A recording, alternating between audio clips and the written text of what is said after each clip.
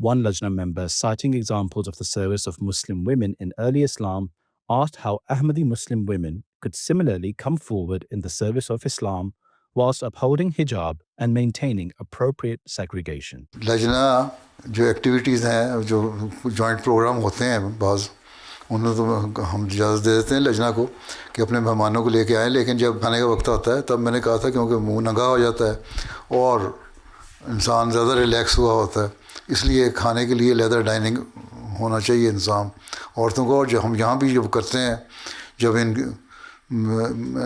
لوگوں کو لوکل لوگوں کو کہتے ہیں کہ ہم لیدر جا رہے ہیں کھانے، تو اپنے ہمارے ساتھ آنے تو آ جاؤ، تو وہ بھی پریفر کرتے ہیں کہ ہم چلے جائیں.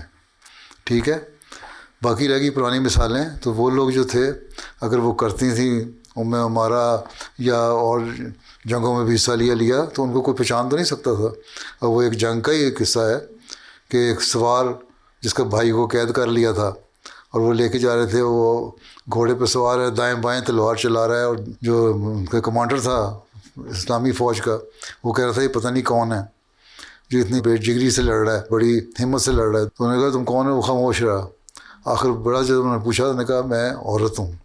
اس کا مطلب وہ ڈھکی ہوئی تھی، پورے حجاب میں، پورے پردے میں، پورے لباس میں تھی، پہچانی نہیں گئی کہ وہ عورت ہے کہ مرد ہے. ٹھیک ہے. تب وہ لڑ رہی تھی. تو وہ جو حصہ لیتی تھیں وہ بھی جو ڈریس کوڈ تھا، پردہ کوڈ تھا، اس کی پوری پابندی کر کے لیتی تھیں.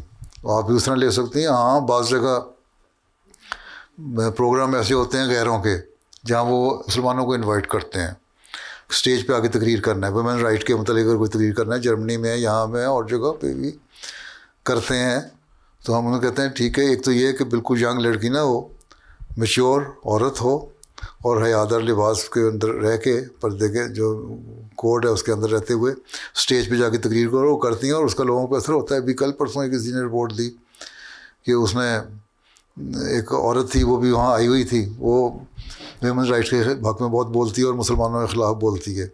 اس نے وہ تقریر سنی ہماری لڑکی کی اسٹیج پہ، جو اس نے کہا غیروں کے سامنے صحیح کی، غیروں کا آرگنائز فنکشن تھا، اور اس نے آ کے پھر اس کو گلے ملی اور رونے لگی کہ میں خلاف تھی، اب میں حق میں، مجھے سمجھ آ گئی تم لوگوں کی تعلیم، تم لوگ خود اپنے مرضی سے پردہ کرتے ہو یا حجاب کرتے ہو. اگر ہم یہ کہہ دیں کہ ہم بڑے اپریسڈ ہیں، سپریسڈ ہیں، اور پتہ نہیں کیا کچھ ہے، ہمارے ساتھ ظلم و زیادتی ہو رہی ہے، تو پھر تو اگلا سوال اٹھائے گا. اگر تم لوگ کہو ہم خوشی سے پردہ کرتے ہیں، ہمارے ڈریس کوڈ ہے، ہماری حیا ہے، یہ ہمارے پروٹوکول ہے، تو اس کے اندر رہتے ہوئے ہم کرتے ہیں اور اپنی خوشی سے کرتے ہیں، تو وہ لوگ پھر ان کو سمجھ آ جاتی ہے. تو کئی مثالیں میرے سامنے ہر روز آ جاتی ہیں. تو اس لیے منع نہیں ہے. میچور عورتیں جا کے اسٹیج پہ بولتی ہیں، جرمنی میں بھی بول رہی ہیں، یہاں بھی بولتی ہیں. ٹھیک ہے. اور جو پرانی مثال آپ دے رہی ہیں تو وہ بھی پوری حیا کے ساتھ بولتی تھیں. ٹھیک ہے.